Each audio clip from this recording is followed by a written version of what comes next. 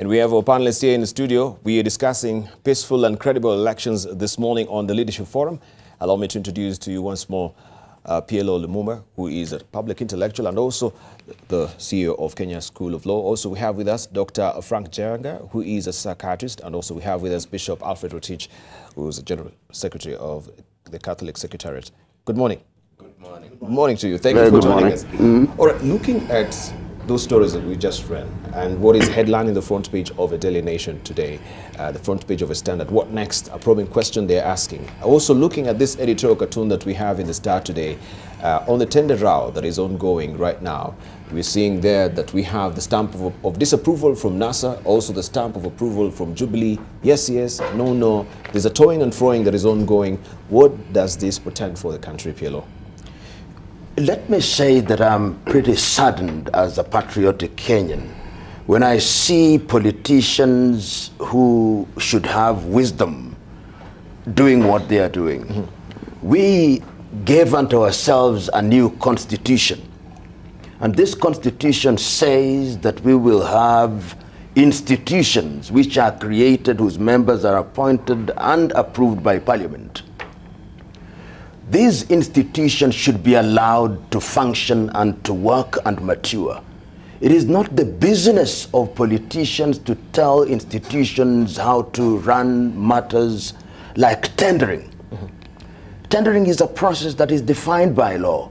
And I hold the view that the formation called NASA should not tell IEBC how to run our affairs. The formation called Jubilee should not do so. Yes. This idea in Kenya that politicians have the monopoly of wisdom, this idea in Kenya that politicians ought to tell us where to go, yes, if we don't check it, the politicians are going to lead us through a shortcut to chaos. And it must be remembered that these politicians are always changing sides. If you look at either side of the political divide, a few years ago they are on one side. Now they are on one side. And they are putting Kenya on a dangerous trajectory. My prescription is the IEBC should proceed with what it is doing. And in any event, why shouldn't color print also print, or the government printer print ballot papers? The reason and the problem in Kenya is that we have individuals on both sides of the political divide who think that they must win the election. That is not what this country deserves. This country is our motherland. And I'm urging other Kenyans, we should not allow politicians to threaten us by engaging in this kind of shenanigans. But what is the rhyme or reason of actually us printing the ballot papers, we know, for overseas? It is suspicion. Africans, and particularly Kenyans, proceed from the premise that we cannot trust ourselves. And because we cannot trust ourselves, we give other people the opportunity to make money. If we were a credible nation that believed in herself, the government printer could actually print the ballot papers. And I think that that is what we should consider. When you hear individuals without any information that is credible, and they are so opinionated, these individuals, yes, they think they have the monopoly of knowledge, they suffer from two diseases. Kenyan politicians suffer from two diseases. One of them is the martyr complex, the belief that this country owes them.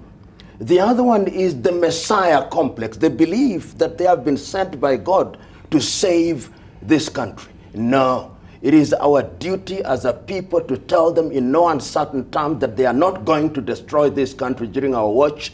Nyerere said that there are 5 things that we should guard against. Those who pursue power, those who love property, those who love popularity, those who love prestige, and those who love pomposity are a danger to this country. But isn't that the collective psyche of Kenyans? When we see all that, packed and rolled into one, then that is the leader that we want. We choose who we are, right? The pomposity people. Let's hear from Dr. Njenga. Dr. Njenga tell us the psychiatry of and the collective, mentality of Kenyans is that perception. We want the person who has it all. You come flying choppers, big cars, flashing money. I would like to add a third disease to what my brother here has said about the Kenyan politician. Yes. Which is an insatiable need to grab and consume headlines in this country. all this hullabaloo that we see here today, yes, in my view, is a very serious attempt at remaining relevant in the political space by us here waking up so early to talk about them. yes. For them, all the activities that they undertook yesterday were complete and are happy about it because they have grabbed all the headlines and therefore stand a good chance of being elected in August without caring a hoot about the potential of destroying the very institutions that we as Kenyans fought for 30 years plus. Yes. Allow me to repeat what the PLO has said. This country will only exist because we allow institutions, Judiciary, IEBC, and other constitutional institutions to perform their functions. Anybody who threatens the Judiciary is my enemy. Anybody who threatens IEBC is my enemy, because I believe truly that these are the custodians of the future of our grandchildren. Full stop. So we have 3 diseases that Kenya is really battling with. You know, the Martyr syndrome, we have also the Savior syndrome, and, you know, grab it all syndrome, the corruption that the people with clammy fingers, you know, plunging their clammy fingers into the public coffers as well. Do you have any other disease? Maybe, Bishop, you can tell us that Kenya is suffering from, and then we can pray for the country today. Yes, prayer is needed. Clinical, what you call psychology, and also addressing the issue. What is the issue? The issue is anger. The issue is mistrust. The issue is revenge. So when they get an opportunity to push one another, they bring in issues like IEBC as a scapegoat. Because you remember, IEBC, the current IEBC, we negotiated for it. Yes. We negotiated, and we all agreed, and we walked to Parliament to amend the laws, and everybody was with a deep sigh. They say, yes, we have won. And now let us proceed to election on the 8th of August. Now, what is this that we are being given on as we walk the road? It is indeed a destruction, and that destruction is stemming from a deep sense of mistrust. Yes. And that needs truly, now that Kenyans and PLO and Professor Njenga has mentioned, that we need now to ask the electorate to sit down and clinically look at these leaders as they walk the terrain on a daily basis, to tell them, be peacemakers. We need to make peace. Yes. The politicians normally want peace because they want to be elected.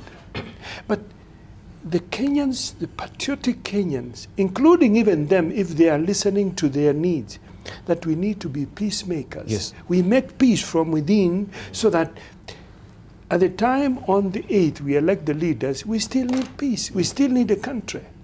So what we are saying is, as I already mentioned, is look at the mistrust. They go to the newspapers and they say, or the media, and say, okay, we need tendering, we need a person to print it. And it has been mentioned, why not use what you have in your country? Yes. In other countries, they don't have to come to Kenya to print their papers. But we go, and IEBC did that because of the mistrust. Yes. Because we don't want to be brought again to a sense that we have even to look at ourselves and say, the tea we are drinking, the pens we are using are not good. But let's move from there. Let's move from there and heal the anger and the mistrust and build trust. And let us tell Kenyans the truth about what is it that we are looking for. Is it the names on the ballot box? Let us have the register clean, and it is being done. Let us have a ballot papers ready. Yes. And let us engage the Kenyans to be ready for elections. And when we have done the elections, then we begin the purposely to heal the nation. The nation that has not had time to heal. And so what we are seeing in our politicians is a wound that has festered for a long time. For a long time. Yes. Thank you very much. Debarl, let me just, I want the politicians to tell Kenyans, are they saying that if this company called Ghurair prints ballot papers, they'll print more in favor of President Kenyatta? Is that what NASA is saying? I would want to be educated. I would want to hear from Jubilee. Are they saying that if it is printed, that more will be printed? Are we not there? Will we not have agents? Will we not have observers? Will we not count these votes? What is the problem? What is the problem? And number two, I would want to be educated. Since when did politicians who are serving members of parliament who provide oversight engage in procurement in public institutions? Because procurement is prescribed by law and the accounting officers are the ones who are responsible. How will they deal when they are procuring themselves and determining who ought to be procured or what ought to be procured? The danger is that the Kenyan politician, the typical Kenyan politician, is so arrogant, so opinionated, so selfish, that they think that we are a bunch of dunderheads, we who are the voters, and that we don't think, that we ought not to think, and that what they tell us is what must happen. This country belongs to us. Many of them have residences outside of this country. Once this country is destroyed, they are champagne revolutionaries. They'll run away and leave people to suffer here. And we are angry because they keep us going round and round. I was in Rwanda 2 days ago. Yes. They have the elections on the 4th. There are no posters. Things are calm because the election period is a time for decision making. The reason why we have a problem in this country is that people think Kenya is an antelope, which they are going to divide unto themselves and enjoy for themselves. Let them be told that our motherland is our motherland and the leadership is an opportunity to serve in humility. And the electorate were Kenya. The Kenyans should now begin to tell these individuals that leadership is a privilege, not a right. Kenyans should tell these individuals that leadership is, as Nyerere used to say, Ikulu ni mahali patakatifu. They must be told. So politicians, NASA, Jubilee, or whichever other formation, please allow the institutions we created under this constitution to function. You destroyed the other IEBC. You destroy institutions. If they don't do what you want, you destroy them. Allow this one to mature. Don't suffocate the institution in its infancy. Let it go through some maturity. At the risk of repeating what PLO has said, yes, let me say this. If, as is being proposed, IEBC cannot make a tender completely on ballot paper, the logical conclusion of that argument is that IEBC is unfit to run this election. Now, if that is our thesis, then let us go for the bull, yes, and let us slaughter IEBC in its totality and say, not only are you incapable of doing this tender, you cannot run the election, you cannot count, you cannot deliver a credible election, and you must now go home. You cannot, logically, cherry pick on those aspects of the performance of an institution that you wish to say are not going to work. And I would like to say this. Let us hold the full argument, let us hold the full conversation about the suitability, which is what we are saying, yes, of IEBC to deliver a peaceful and credible election. That, for me, is a logical swing of the pendulum as we have it. Let us not shy away from saying that. Then we have a serious conversation. Yes. But you can't say they can't count, they can't organize queues, they can't have enough ink. No, come on. Let's go for the full hog and say dismantle the whole thing. Right, but we are strapped for time, aren't we? If we say that now we take IEBC down the tubes, we say of course the perception and the innuendo within the public right now is that they are not really credible to hold this election. Isn't it too late? My point is that either you let this imperfect institution complete its task or put it down altogether and face the consequences. And run an I can tell you election? what, I'll tell you this. Yes. As a Kenyan, I am happy to live with this imperfect institution rather than destruction of the totality of our republic. But before the bishop comes in, Yes. who says that they are imperfect? Because the politicians repeat it every so often in the public agora, they are imperfect? Am I being told that simply because one politician runs around every corner of the country and says, behold imperfection, then you are imperfect? Is that what we are saying? And if the logic of Daktari here is the one that we ought to take, are we saying now that as a country we have no faith in our institutions and we should invite the UN to conduct our elections? Is that what I hear NASA say? Is that what I hear Jubilee say? That we are incapable, that we are a failed state which creates institutions in which we have no faith? Is that what we are saying? But from your own estimation, do you think they have proven themselves to be above reproach as well? But what is it that they have done that has demonstrated that they are incompetent? Since this IEBC was put in place, by us, which election have they conducted? Which election? This is the first election they are going to conduct. Let us allow them. We have made it impossible for them to work because every time they make a move, there is a court action. And the judiciary is also not useful in this regard. The judiciary is dishing out injunctions and other orders like confetti without considering the larger question. This idea that institutions are going to be given an opportunity to work only for 1 minute, and if they don't do what we want, then they are incompetent, is completely misguided and arrogant. IEBC has just started working. Let them work. Let them conduct this election. Then we'll determine whether they are competent or incompetent. Right, Bishop, you've been in the conference as well with the National Election Conference. But before you begin there, you have something to say. Yes. And every day I accompany the IEBC. Yes. We, the multi-sectoral forum, are constantly engaging IEBC, Chebukati and the commissioners and the secretariat. And there is much that the public don't know that they have done given the time that they were put in place. Now they have done so well that we need now to ask Chebukati alone to be the one speaking to Kenyans rather than the politicians. So that we let them, and I can see confidence coming. We have just had 2 days ago, 3 days ago, we had a workshop, a conference on auditing. We wanted them to tell us, have you benchmarked with other countries?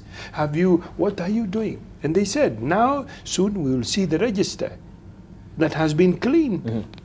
And we learned from other countries that IEBC of the country has a link with even the immigration. If once somebody has died, then he's deleted. And IEBC records that. So that when you're going to elections, you don't go round the gyre, but you move on. So I think the issue here is IEBC, the one in place now, the referee is on the play now, is on the ground, and he has blown the whistle. So the rest of us, let's listen. I think the wisdom here is, let's listen to IEBC. Let the wisdom be that we need to be humble, we need to understand, we need also to control ourselves, other than at the infancy stage trying to kill. So as I said at the beginning, that the mistrust need to be weighed away. We need to clinically help the politicians and speak to the politicians on a daily basis that they need now to tone down on their rhetoric and allow IEBC to emerge and steer the boat to the shore. Right. Thank you very much.